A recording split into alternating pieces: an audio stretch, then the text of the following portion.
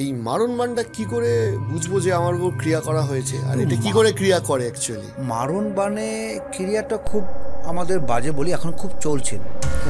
কাকে আমার সহ্য হচ্ছে না, কার খুব ভালো ব্যবসা চলছে, তাকে আমাকে ডাউন করাতে হবে। খুব লোকটা খুব অ্যাক্টিভ ছিল আগে, খুব কাজ কর্মক্ষেত্রে, খুব দিন দিন খুব অলস্য হয়ে যাবে, লেজিনেস হয়ে যাবে, খুব রাগ হবে, জেদ হবে প্রচণ্ড।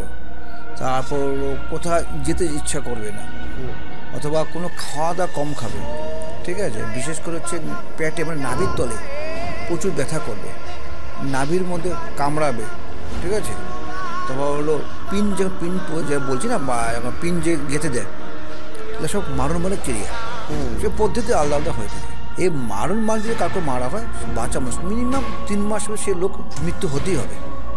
তো আমার একটা ক্লায়েন্ট এসেছিলো, ওনারও একই অবস্থা, 6 মাস ধরে একবার কোনো খেতে পারছে না, যা খাবে তার বমি বেড়ে যায়, ওনাকে মারণ বান বেড়েছে।